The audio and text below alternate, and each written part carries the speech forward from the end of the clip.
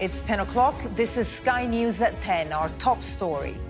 Inside Gaza, Sky News is the first British news organization to enter the territory, escorted by the Israeli military 4 weeks after the Hamas attack, which sparked the war. Deadly explosions at a UN school in Gaza as the US Secretary of State meets Arab leaders to try to contain the conflict. Here in the UK, thousands take to the streets calling for an immediate ceasefire, while the Home Secretary threatens tough action against any pro-Palestinian protesters found to have vandalized the cenotaph. If anyone were to vandalize the cenotaph, they must be put into a jail cell faster than their feet can touch the ground. Also tonight, flood warnings in southern England with more rainfall on ground already saturated by Storm Ciarán. It was just terrible. It was horrific. We didn't know what to do. Coming together in shock and grief, a vigil for professional hockey player Adam Johnson, who died after his throat was slashed by a skate during a game. And we're going to take a look at tomorrow's front pages in our press preview from 10:30.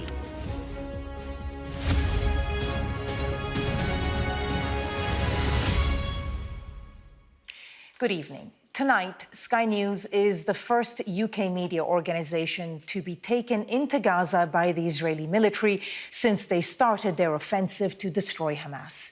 It's 4 weeks to the day since the militant group launched its attack on Israel. Now, local journalists have been reporting from within Gaza throughout the conflict, but access to foreign reporters has been heavily restricted. Today, the Israeli military took a small number of journalists, including our defense and security editor Deborah Haynes, inside the Gaza Strip. Her report is subject to Israeli military restrictions. So for us to go inside and stand by our missions, it means a lot for us. This is one of the routes Israeli soldiers are using to attack Hamas inside Gaza. An officer drives us up to the fence on the Israeli side of the border. From here, we switch to heavier armour. Journalists living inside Gaza have been reporting on the war from the ground since it began.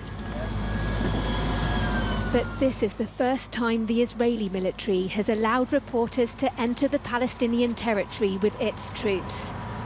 We step out at a neighbourhood in central Gaza, just over a mile from the Israeli border. The sound of gunfire is immediate.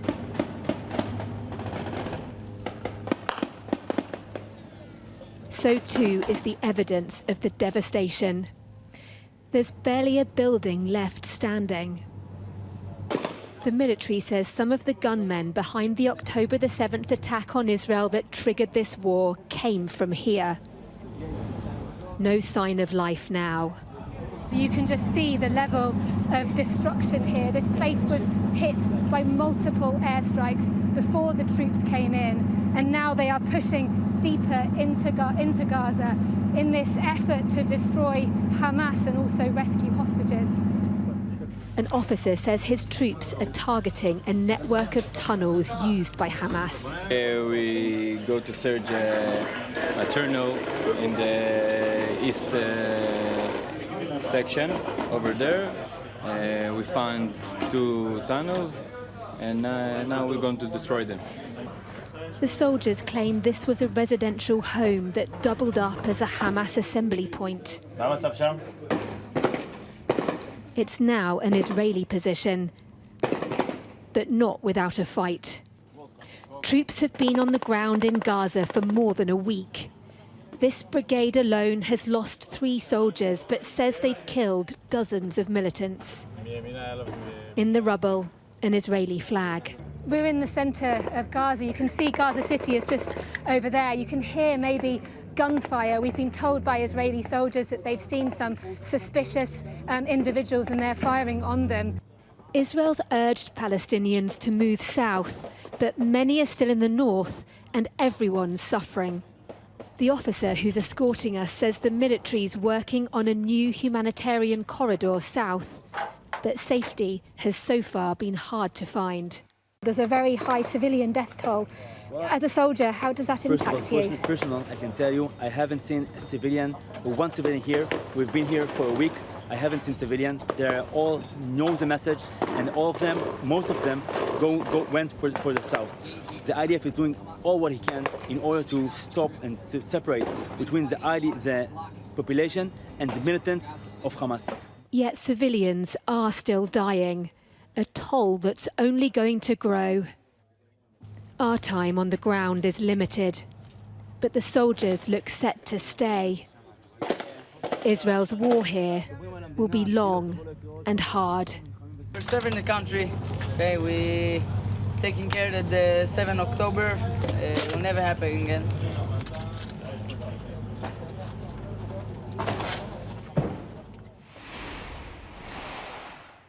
Well, Deborah Haynes joins me now from Sderot in southern Israel. Deborah, you saw the Israeli military preparations firsthand there today. What is it looking like when it comes to any kind of prospect of either a ceasefire or even just a pause? Well, from the soldiers that I spoke to, that unit lost 7 men in the October the 7th attack by Hamas on Israel exactly 4 weeks ago. And they all had this feeling of how they had no choice but to fight. So for them, the idea of pausing doesn't seem like they're even thinking about it. And actually, while I was just waiting to come on air, there were 2 huge airstrikes in the distance, Gaza, far behind me in the distance now. But on the diplomatic circuit, it's a different situation. The growing death toll inside Gaza is putting huge pressure on Israel. Israel says that it does all it can, as you heard in my report, it's targeting Hamas and trying to minimise civilian casualties, but the toll keeps on growing. Arab leaders today urging the US to help force Israel into having some kind of ceasefire. The US Secretary of State, who's in the region, he's been in Israel yesterday, he's also in Jordan today. He was not talking about a ceasefire, but maybe indicating sort of a movement towards a humanitarian pause, a pause in the fighting to let in much needed aid. And the US President was asked today whether any progress has been made on this idea of a humanitarian pause. And he gave a one-word answer of yes. But one indication that's not so positive is that crossing into Egypt, the Rafah crossing where a few hundred foreign passport holders and the most severely wounded had been able for the first time this week to leave Gaza to safety. That has been closed today, temporarily, yet disappointing for those that are waiting inside to leave. Absolutely. Deborah Haynes with the latest from Sderot in southern Israel. Deborah, thank you. Well, U.S. Secretary of State Antony Blinken met with Arab foreign ministers today as part of talks to prevent the war between Israel and Hamas from widening into a regional conflict. Mr. Blinken resisted calls from Arab leaders for an immediate ceasefire, saying it would allow Hamas to regroup. The meeting comes a day after talks with Benjamin Netanyahu, who said there can be no ceasefire until all Israeli hostages have been freed. Meanwhile, on the ground in Gaza, at least 15 people were reportedly killed in an explosion at a UN-run school. That's according to the Gaza Health Ministry. Cordelia Lynch reports, and a warning that her report contains footage of the aftermath of the attack. In Khan Yunis, the rubble of residential buildings and families crushed. They are the tears of young minds maimed by conflict. And they're running out of road to find refuge. This is Al Fakura, another school that became a shelter hit, with at least 15 people killed, according to the Gaza Health Ministry. But there was no exodus to Egypt today. The Rafah crossing closed, as America warned humanitarian conditions must improve. We believe pauses can be a critical mechanism for protecting civilians, for getting aid in, for getting foreign nationals out, while still enabling Israel to achieve its objectives. Violence is also escalating in the occupied West Bank. Deep in the Hebron Hills is the town of Beit Umar, where Israeli forces led an early morning raid. The IDF says it's now a restricted military zone, but they gave us clearance to enter. Hello.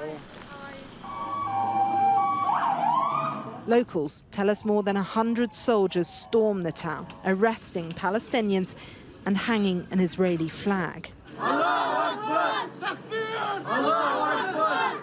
This place has been a pocket of resistance and at times violence over the years, where many people have fought against the loss of their land. 90% of my family. Nabil says the IDF turned up at his home. They shot the car. What did they say? They will kill all of the Palestinians in this village because you do a lot of troubles to the soldiers. They're accusing people of terrorism. Yes, yes. Do you believe the attacks on October the 7th were justified? Yes. Killing civilians? No, we against killing civilians. Civilians were killed.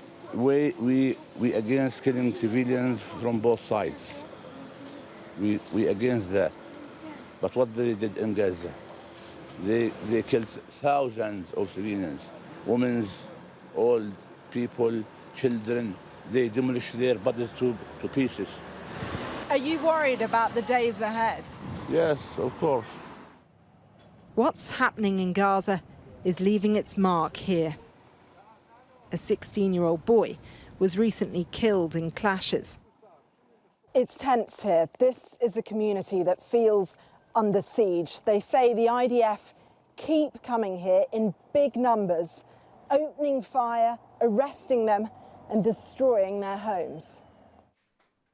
People show us bullet holes, telling stories of their houses being ransacked. Some no longer feel safe on the streets. Father will not allow me out after 5 o'clock, he tells us. The IDF shoots us. In a statement to Sky News, the IDF said in response to Hamas's barbaric attacks, the IDF is responding forcefully to dismantle Hamas's military and administrative capabilities. The IDF follows international law and takes feasible precautions to mitigate civilian harm. For weeks, they have said operations are focused on rooting out terrorism and protecting people. It is a fraught pursuit in a fragile nation. Cordelia Lynch, Sky News, Beitumar. Well, the war is ratcheting up community tensions here in the UK, with organisers of weekly pro-Palestinian marches criticised by ministers for scheduling a rally next Saturday, Armistice Day. Suella Braverman has spoken exclusively to Sky News' Ali Fortescue and said anyone found vandalising the cenotaph at next weekend's event must be put into a jail cell faster than their feet can touch the ground. The Home Secretary was in the Greek island of Samos, where she has been learning about the Greek approach to illegal migration. Here's our political correspondent, Ali Fortescue's report. If there's a place that represents Europe's migration problem, this could well be it. The land border between Greece and Turkey, divided by a wall of steel. The British Home Secretary sees a model for her government. There's a lot that we can learn from the Greeks in their methods. Their methods have been pretty controversial, including things like pushbacks. Is that the sort of example that we should be following? Well, this is a global migration crisis, and tough decisions are necessary. But as is so often the case with Suella Braverman, domestic controversy is hard to escape. Fiercely critical of a pro-Palestine march planned for Armistice Day, she says only the police can apply for a ban. To be clear, you don't think it should go ahead? I think I've been pretty clear that these are hate marches. They are, I think, chanting of jihad on the streets of Britain in the 21st century is utterly despicable. And I don't see how any decent person or how the vast majority of the British people can find that to be acceptable behaviour. It's sickening. You call them hate marches. Do you think everyone on these marches is hateful, as you put it? I think, as I say, if you've seen images of hundreds of people chanting jihad, being corralled... So everyone, even on the fringes of these marches, is hateful? Chanting from the river to the sea. I don't think there's any other way but to call them hate marches. There are concerns that the cenotaph could be targeted on Armistice Day. What action should be taken if that happens? If anyone were to vandalise the cenotaph, they must be put into a jail cell faster than their feet can touch the ground. A fresh row today, plans to stop homeless people sleeping in tents, described by the Home Secretary as a lifestyle choice. Surely this is something that people do out of desperation, not out of choice. We will help those who are genuinely homeless. It cannot be right that parts of our cities are ruined and blighted by the sight and use of tents. There is no need to use tents for accommodation in 21st century Britain. It brings criminality, it brings drug use, it brings, in many instances, violence to communities. But Suella Braverman will be judged, above all, on one pledge. How do you think that pledge is going to stop the boat? I think we're making progress, but there is more to do. We're judging you on your terms here, and you haven't done anything like stop the boat. I'm not claiming success at all by any means yet. We have made progress, but there is a lot more to do, and it will be pretty obvious whether we've succeeded or not. Suella Braverman does not go on a trip abroad without attracting attention, and this was no exception. She was here to talk about immigration, but her answers were characteristically bold on a whole range of controversial domestic topics, not least pro-Palestinian marches. Remember, though, Suella Braverman is someone who wants to appeal to a chunk of the electorate and of the Conservative Party. But you're a good leader. On a Border Force patrol, taking the captain's chair, an ambitious Home Secretary in her element. This is a Suella Braverman they want you to see. Her sights set on more than just stopping the boats. Ali Fortescue, Sky News, Samos in Greece. Well, back here, protesters have taken to the streets in cities across the UK again, calling for a ceasefire in the Middle East. Protesters accused Ms. Braverman of stirring up hatred and fear after she earlier described pro-Palestinian rallies as hate marches. Katerina Vitozzi reports. What do we want? Ceasefire! When do we want it? Now! What do we want? Across the UK, today's pro-Palestine protests took many forms.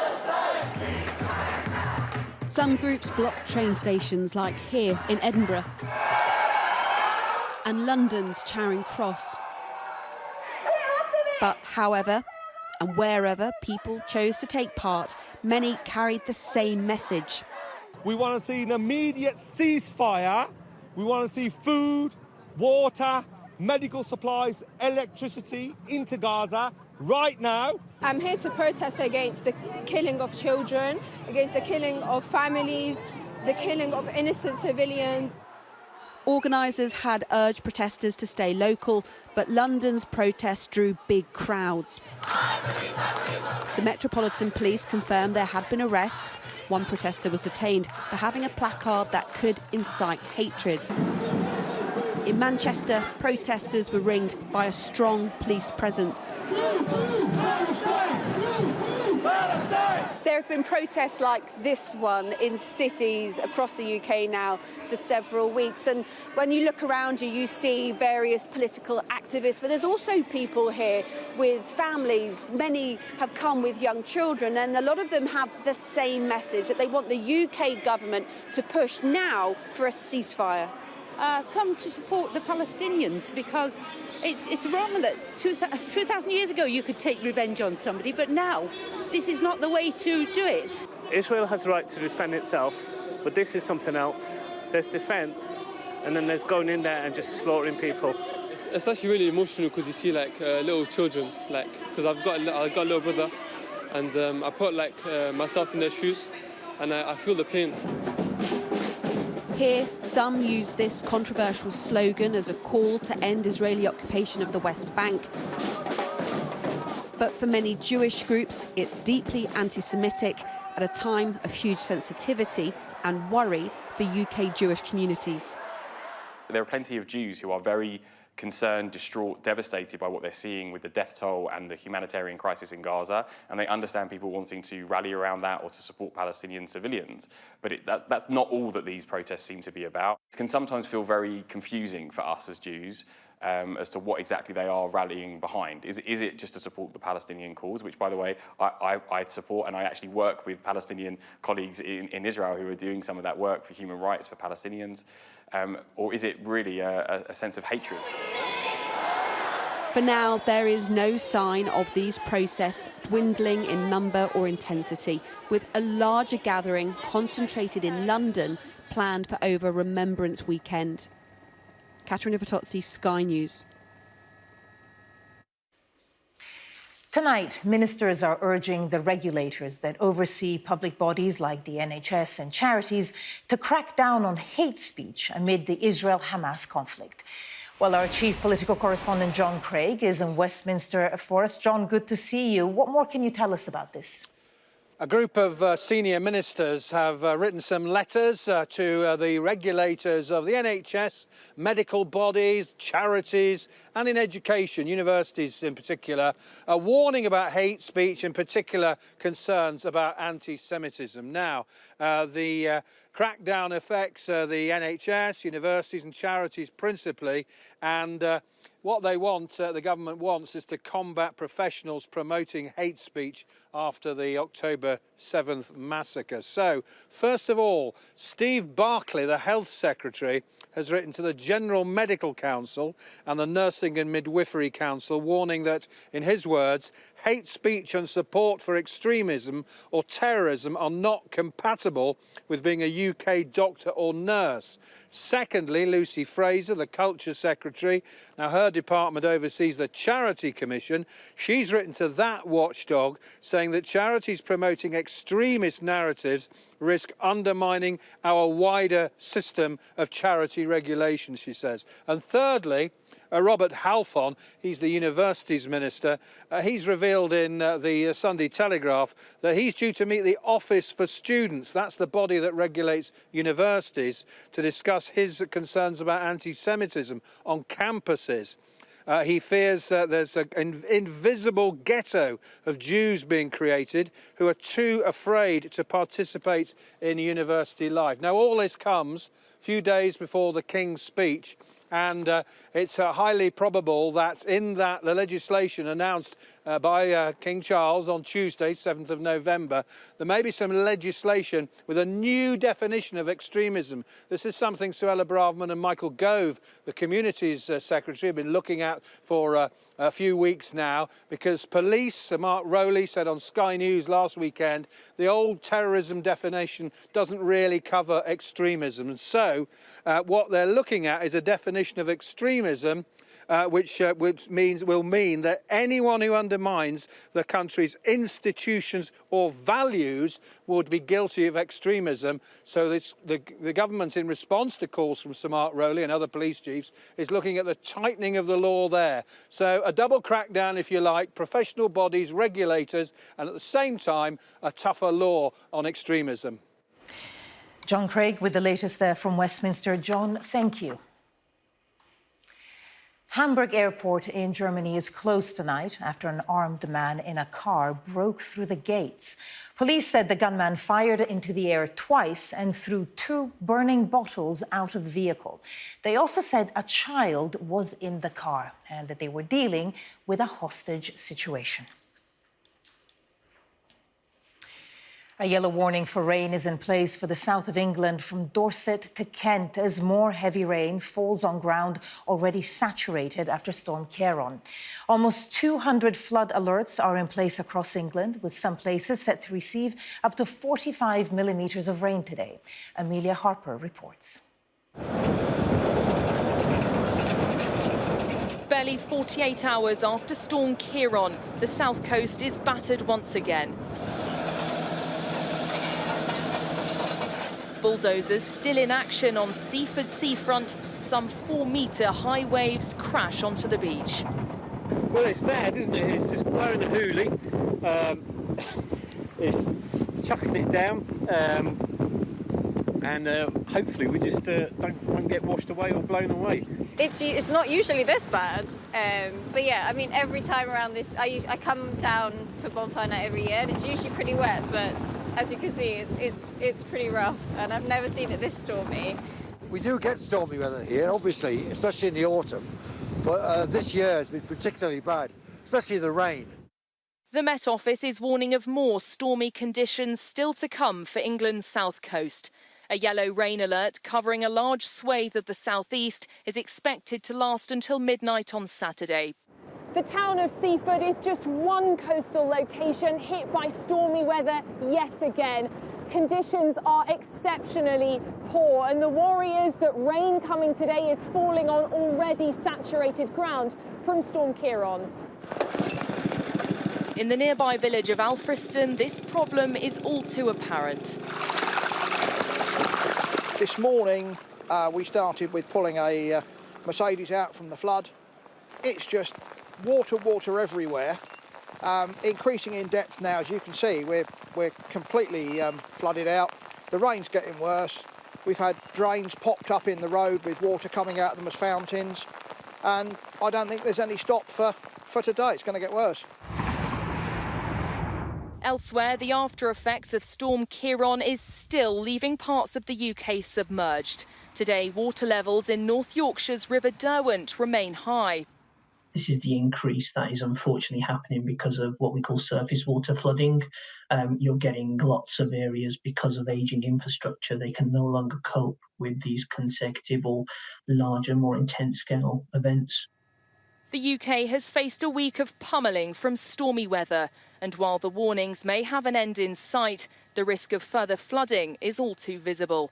Amelia Harper, Sky News, Seaford.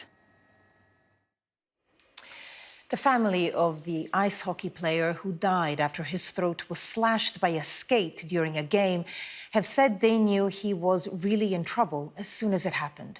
Nottingham Panthers player Adam Johnson's family have described watching the moment they realised he was fatally injured during a game against the Sheffield Steelers last weekend. A vigil was held today at the Motorpoint Arena in Nottingham, where the Panthers are based. Neither the Panthers nor the Steelers are playing this weekend. Sky's Lisa Dowd reports. The rivalry between ice hockey teams is always intense, but the death of professional player Adam Johnson has united all of them at his home arena in Nottingham. There's a strange concept in hockey about a hockey family, and this could have happened to any guy on any team. Just think it's awful, and it's nice to all come together like we are doing. You know, it's just, we really are one big family. Last weekend, the Nottingham Panthers forward died in a freak incident during a game at Sheffield Steelers. His neck was slashed by an opponent's skate blade. Quick shot and it's across the line. Adam Johnson on the score sheet for the Panthers. The American had only joined the Midlands team a few months ago. Been seeing a lot of good players starting to go to that league, and you know, my girlfriend and I thought it'd be a pretty cool place to live, so we were excited about the opportunity and looking forward to it. His death is being investigated by South Yorkshire Police, who say they're working with ice hockey experts and reviewing footage. His family, including his Aunt Carrie, were watching the game live when it happened. We knew right away he was in trouble. And then when he got up and did skate a little bit, we knew he was really, really in trouble. And then it was just a waiting game, waiting to hear from somebody, and it was just terrible. It was horrific. Seeing supporters come together is a comfort to his family, who are gathering for his funeral in the US. What happened to Adam Johnson has touched the ice hockey community, not just here, but across the world. The circumstances of his death may well be rare, but it has renewed the debate as to whether all players should be wearing neck protection.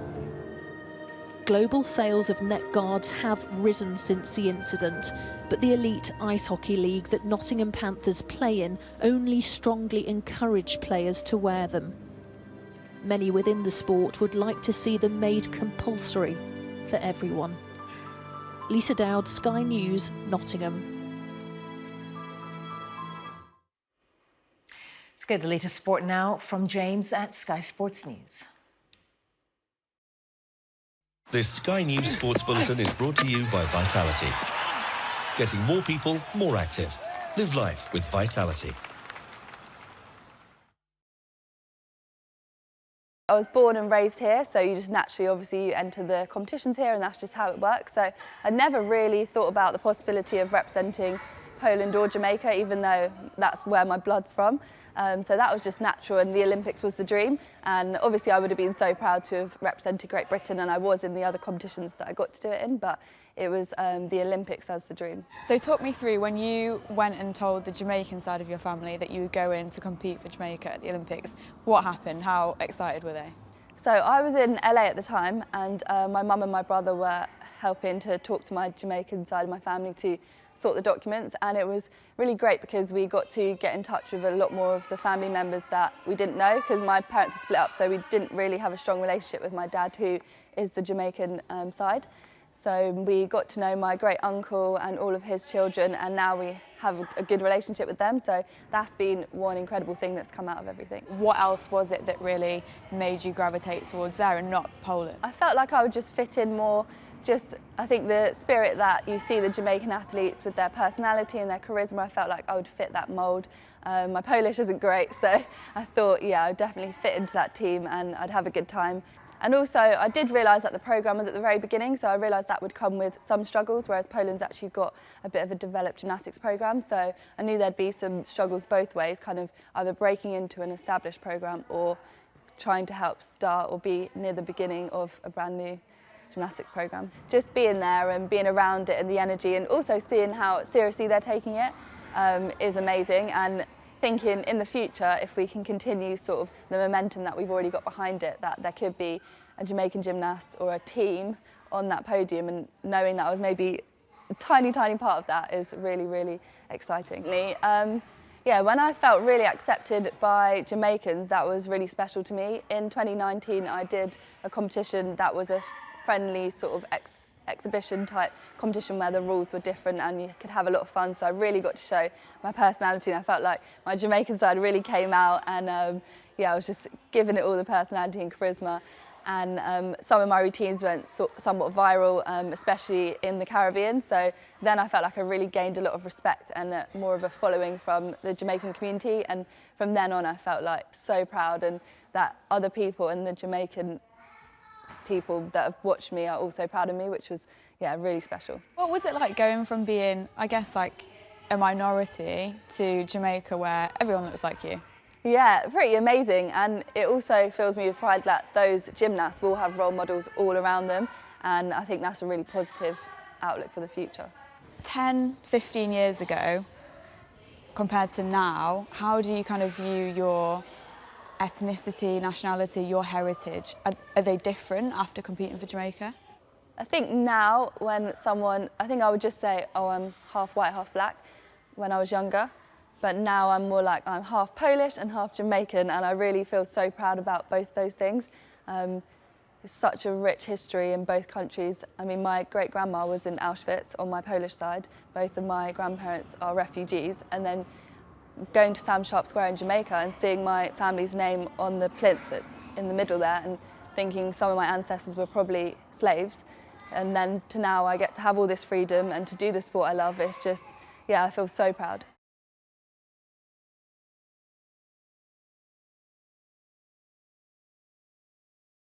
Just sum up what it means to you to be part of a team that is the first. This Sky News Sports Bulletin is brought to you by Vitality. And that was Sky News at 10. Coming up, we'll take a first look at tomorrow's papers in the press preview, including this story on the front of The Observer. Their headline, revealed, plan to brand anyone undermining UK as extremist. And tonight we're joined by the political commentator and podcaster Marina Perkis and political journalist and broadcaster Theo Usherwood. We'll be right back.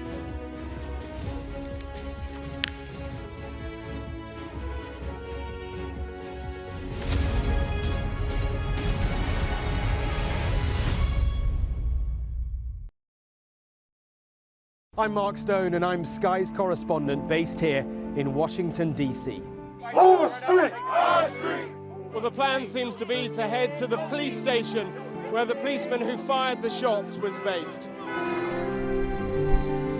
And everything you know, his memories is all gone. In almost every corner, this town has been completely destroyed by the fire. I've witnessed a remarkable passion for politics here. but the anger too. We have to get Trump out of the White House. Is this the moment to reform gun laws? You know, it's easy to go to politics. But it's important. It's at the heart of the issue. I get that that's where the media likes to go. No, it's not. It's where many of the people we've talked to here like to go. I report on the biggest stories from around the world. This is a town that is effectively encircled by the Russians.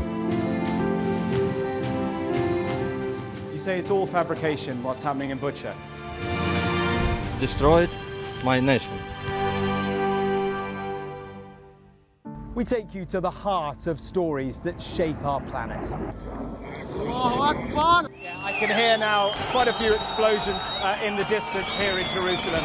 A very violent series of confrontations here. What do you think of ISIS? Everybody here knows the truth of ISIS.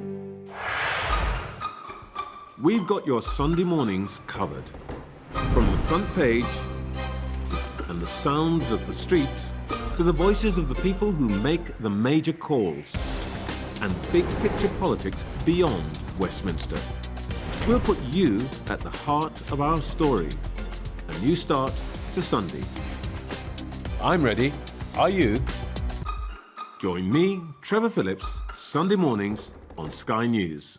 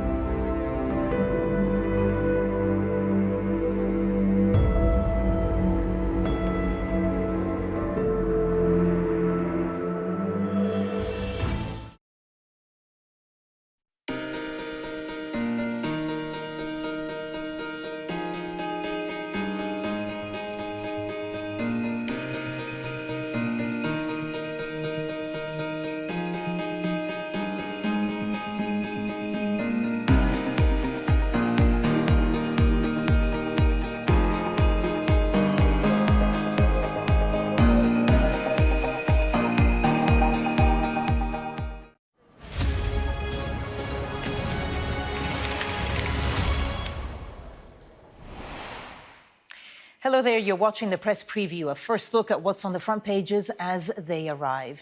In the next half hour, we'll see what's making the headlines with the political commentator and podcaster Marina Purkis, who is making her press preview debut tonight, and the political journalist and broadcaster Theo Usherwood. So let's see what is on some of those front pages. Brits are trapped in hell, reads the headline of the Sunday People as it looks at the situation for those trying to flee Gaza. Met Police advisor led from river to the sea chant is the front of the Sunday Telegraph as they look at some recent activity at a pro-Palestine protest. The Sunday Express looks at a Holocaust survivor's reaction to these pro-Palestinian marches. Revealed plan to brand anyone undermining UK as extremist, reads the front of the Observer, as it looks at controversial government proposals to broaden the definition of extremism. And in other news, the front of the Sunday Mirror leads on Russell Brand.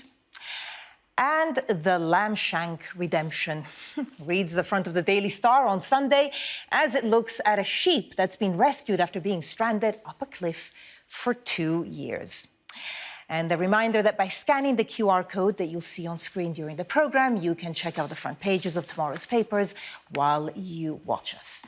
And as I mentioned, we're joined tonight by Marina Purkis and Theo Usherwood. Thank you so much for being with us. So lots, of course, in the papers. Let's start with the Observer. Revealed plan to brand anyone undermining the UK as extremist. And I'll just read you the intro. Government officials have drawn up deeply controversial proposals to broaden the definition of extremism to include anyone who undermines the country's institutions and its values. Marina, obviously controversial because there's a lot of definitions of, undermining British values and also, the very term extremist. Mm-hmm. I think this is very concerning, actually, because it just feels like more like a further erosion of our rights and, ironically, freedom of speech from a government which says it wants to champion freedom of speech, but appears here to be doing anything but. The thing that's really worrying about this is it's becoming a broader definition of extremism, which there's already an uproar because people are saying, people close to Michael Gove who is drawing this up, are saying that this is going to essentially become so broad that it captures quite legitimate groups within it. And what strikes me about this is the hypocrisy of this. So look at the definition. So anyone who undermines the country's institutions and its values. Can you think of anyone? I mean, they're going to have to start looking closer to home. Think about Boris Johnson when he unlawfully prorogued Parliament, when he lied to the Queen, when he lied to his MPs. Was that not the very definition of undermining parliamentary democracy? And yet here they are deciding what and what isn't, what aren't British values. What some civil rights groups are saying is that it risks criminalising dissent. Do you agree with that, Theo? So it's interesting just to go to Marina's point, what the government's effectively doing, Michael Gove's department's effectively doing, is to broaden that definition. So I take you back to the government's 2011 Prevent strategy, which says that active opposition, this is the definition of extremism, active opposition to the fundamental British values, including democracy, the rule of law, individual liberty and the mutual respect and tolerance of different faiths and beliefs. Now, under these proposals, it will become extremism is the promotion or advancement of any ideology which aims to overturn or undermine the UK's system of parliamentary democracy, its institutions and values. So much broader.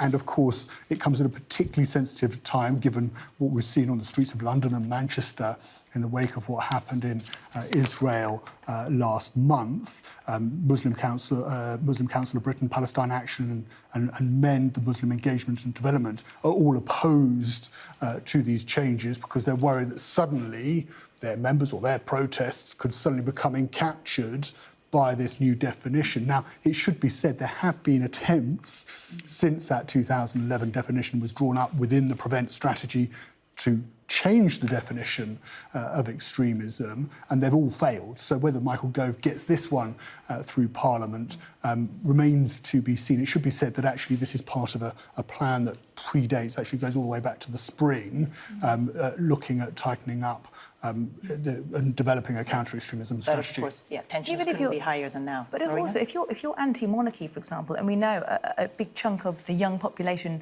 is, then that could put you in this category of an extremist. It's very, very dangerous territory that we're in. Let's look at the Telegraph front page. Met Police advisor led the From the River to the Sea chant. Now, this is a very controversial chant. Some people say it's about the occupation. Others, are quite intimidated by it and say it calls for the erasure of Israel. A lawyer who chairs official advisory body for Scotland Yard investigated for this offensive slogan. Theo, what do you think this does to the Met Police? So the Met Police has come under significant criticism for the way it handled earlier protests, particularly one in London where there was a film of young men chanting for jihad, and there was a tweet from the Met Police who was saying, well, actually, it doesn't meet our technical definition. We had specialist officers look at this, and therefore we didn't make any arrests in this particular case. So the Met Police is under pressure. Now, the allegation that's been made in the Sunday Telegraph is that a Met Police advisor called Atik Malik, who is a solicitor, has rallied against global censorship by the Zionists. Actually, that's in quotes, and was quoted instigating chants of "From the river to the sea, Palestine will be free" back in 2021. Now, this is seen by many as being a deeply offensive chant because what it effectively means is the state of Israel can't exist. That from the river of Jordan all the way to the Mediterranean Sea, Palestine is free. There is no Israel. Now, when I was looking into anti-Semitism within the Labour Party back in 2017, when Jeremy Corbyn was leading, I was working as another broadcaster. And when I was speaking to sources close to the Israeli government and also sources close to those around Jeremy Corbyn, they both agreed that actually with a one-state solution and Palestine being free from all the way from the River Jordan to the Mediterranean Sea, there is no room for Israel within that. And that's why so many see it as deeply offensive and possibly anti-Semitic.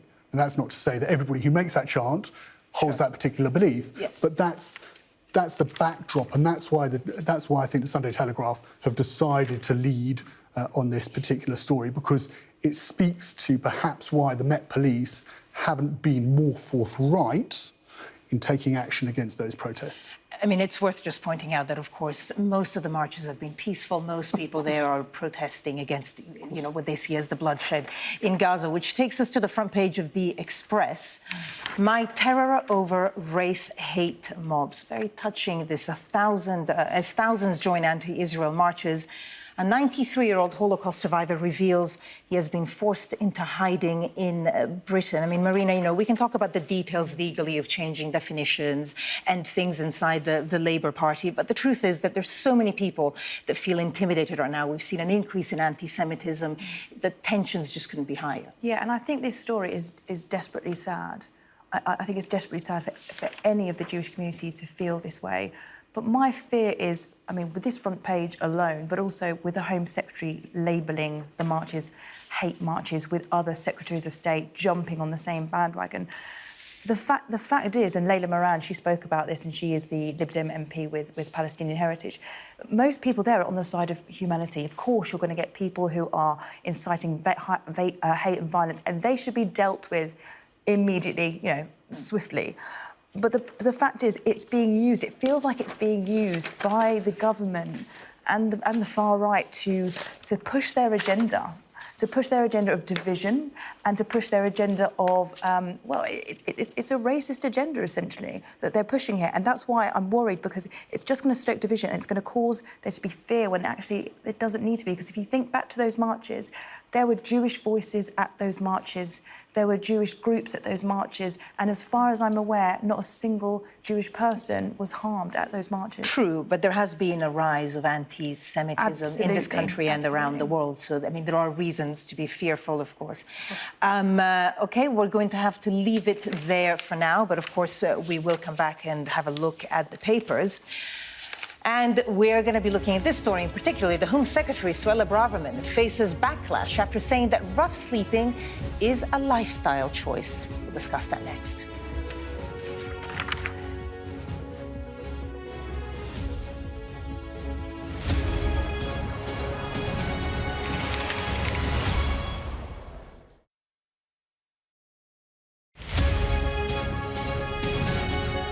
Very significant issue. The World Health Organization published a report in 2015 that showed that 1.1 billion people between the ages of 12 and 35 were at risk of avoidable hearing loss.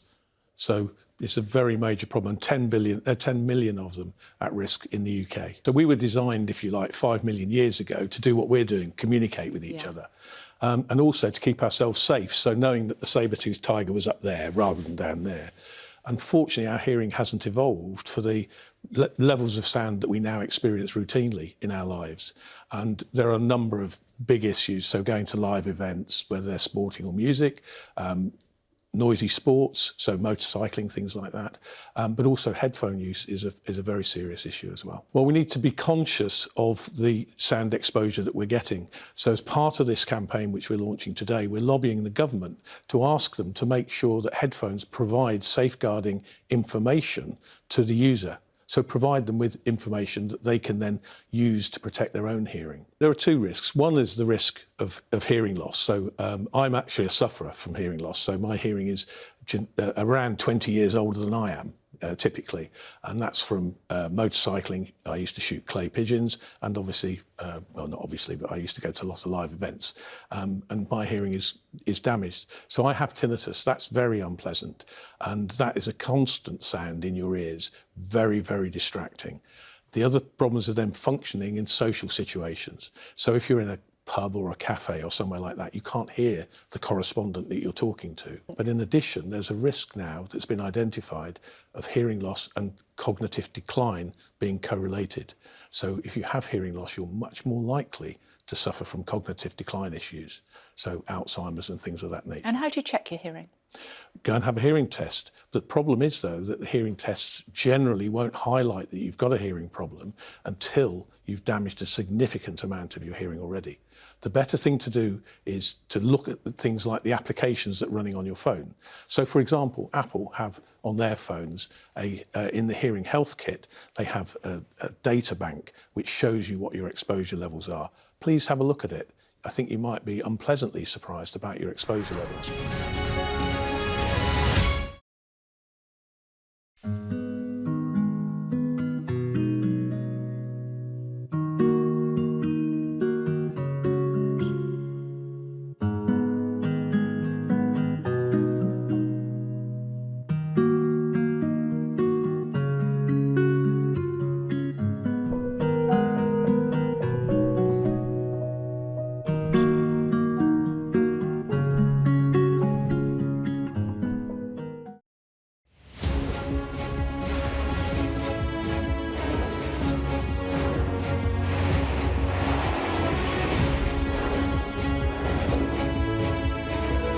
Five of us have made it out of the car.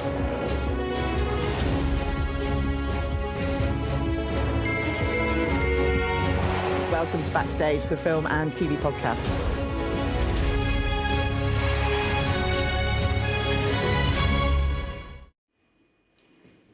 Welcome back. You're watching the press preview. With me now are the political commentator and podcaster, Marina Purkis, and political journalist and broadcaster, Theo Usherwood. Thank you so much for being with us. OK, let's go straight now to the Sunday Telegraph. Controversial story, this one. Homeless tents, a lifestyle choice for many, the words of Suella Braverman. She said she unveiled plans to restrict tents for homeless people. Obviously, a lot of the homeless charities are not very happy about this. What do you make of it, Marina? The timing is something else. So we're approaching winter. Temperatures are plummeting. We know homelessness is on the rise. Largely, you can argue, because of the actions of this government. And our Home Secretary has found it within her heart, if she has one, to introduce this as a policy. And part of this policy, by the way, is to ban charities from handing out tents to homeless people. And she's referred to homelessness being a lifestyle choice, and this is where there's been uproar about this. A lifestyle choice to me is, going vegan or switching to an electric car. Last time I checked, it wasn't being homeless. And I think it just shows how completely out of touch, insensitive and heartless she is, frankly. Theo? I think what's interesting about this story is that it does give one the impression that it's come out of a focus group somewhere, that the Tories have been out to speak to those who they'd like to ensure vote Conservative at the next election and speak to them and say, what are you worried about? What are you thinking about? Because she said she doesn't want British cities to end up like some American cities. Exactly. So we're dealing with quite strong imagery here that people see and people talk about, and it feels as if they've come up with the policy on the basis of what people think. Now, of course, this is going to be put into a new criminal justice bill to be unveiled in the King's Speech next week.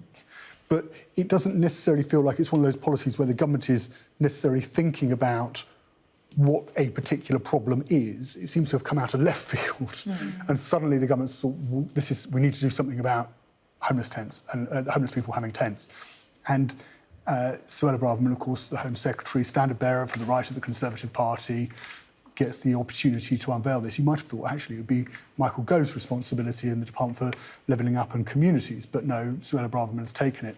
And the Tories, if they're going to be bringing in policies like this, of course, we're a year, 14 months out from a general election at the latest, but it doesn't necessarily feel like they're coming up with fresh ideas to challenge fresh challenges, which will bring us on to our next story, rather than actually thinking, what do people really want? What's the red meat? I guess Labour is trying to come up with some fresh ideas. Let's go again to the Telegraph, front page here as well. Labour molds robot tax for firms replacing staff with AI. And of course, this week we heard from Elon Musk effectively saying no one's going to have jobs in a while because of AI, which, isn't much of a comfort. What do you make of this plan or, these thoughts by Labour? I think there's a degree of truth to what Elon's saying, is that AI represents a massive threat to civilization, I believe. I think it's up there with climate change, because so many people are going to find themselves out of a job, and I don't think there is a plan in place for that. So what Labour are talking about here is this robot tax. So the idea has been raised during discussions with third-party organisations and was suggested by Alex Davies-Jones, who's the Shadow Minister for Technology and Digital Economy. So basically the idea is that this robot tax is that it would try and dissuade organisations from making these redundancies. And there are planned to, anticipated 300 million redundancies worldwide. I think this is quite sensible if you think about it. Think about how, like, organisations, they ditch their staff and they have like staffless tills. And, you know, you think that the profit's going to be, or that the price savings can be passed on to the consumer. It never is. I think it's a way of regulating. Do you think it's sensible? Well, look, if Labour are worried about having a sort of a millstone around their neck at the next election, then I don't think the Conservatives are going to make much headway by saying, you're proposing a robot tax, whereas perhaps an inherent, wealth tax or mansion tax has a better ring to it. So if this is a new tax they can introduce, I think without too much labelling and criticism, then I think they might go for it. We're going to have to leave it there. I just want to have a quick look at the Daily Star on Sunday. Lamb Shank Redemption, which I think wins the prize for best headline. Coming up next on Sky News, we are inside Gaza with the IDF.